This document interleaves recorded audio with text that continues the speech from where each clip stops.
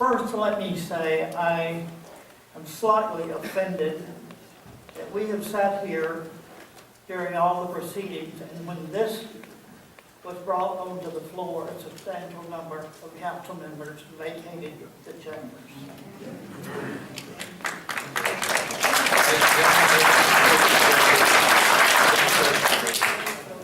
Every person on this planet is a member of the family of humanity.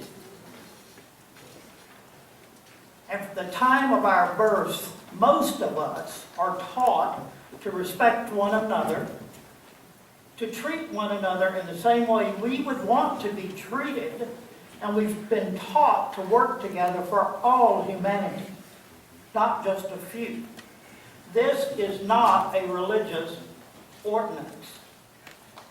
The Declaration of Independence stated that all men are created equal.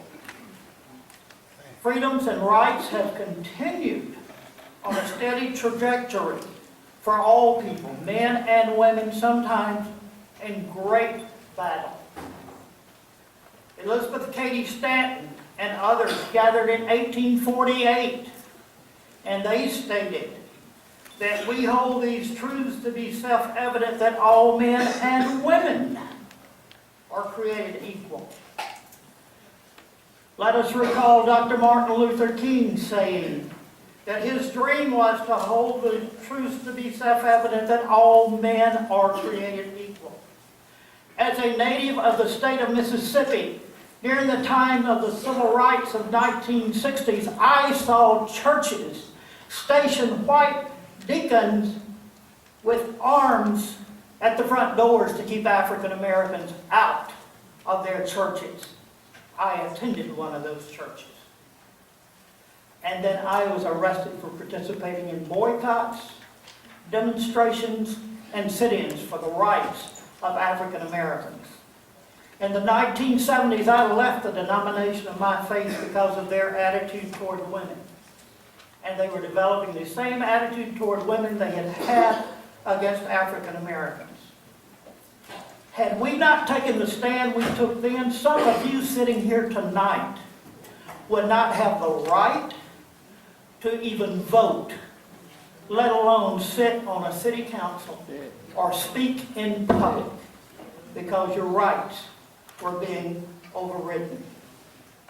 I respectfully request that you honor the rights of all the citizens and support this bill.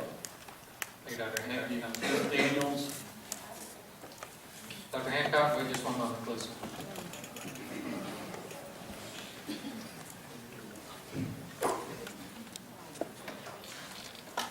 Through the President, to Dr. Hancock. Carr.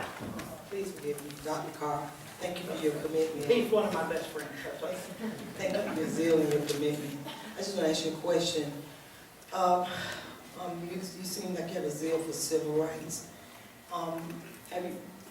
Have you considered, or do you think it's a possibility that if civil rights are given outside of women and men, outside of women and black people, to people because of sexual orientation, that it could literally balance out civil rights, because anybody would be able to get civil rights based on how they think or what they think?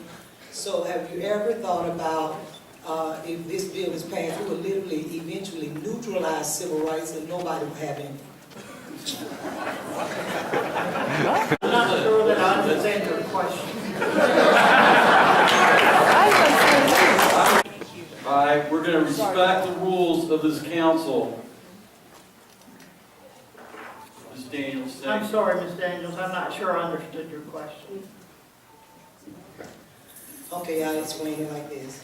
If a woman comes up for a job, and if a black man comes up for a job, based on being a protected class under the Constitution of the United States of America, 1964-65 Civil Rights Amendment, and then someone who's gay or bisexual or what, in that category comes up for a job, and because they say, I feel like I'm that way, then will that open the door for people to become protected classes based on feelings?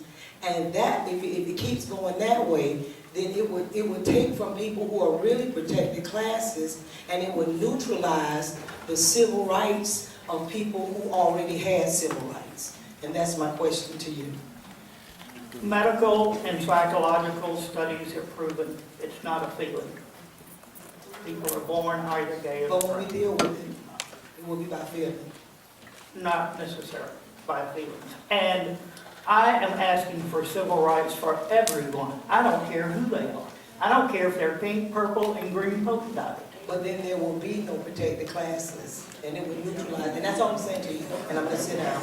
It would neutralize civil rights for black people and women. Thank you.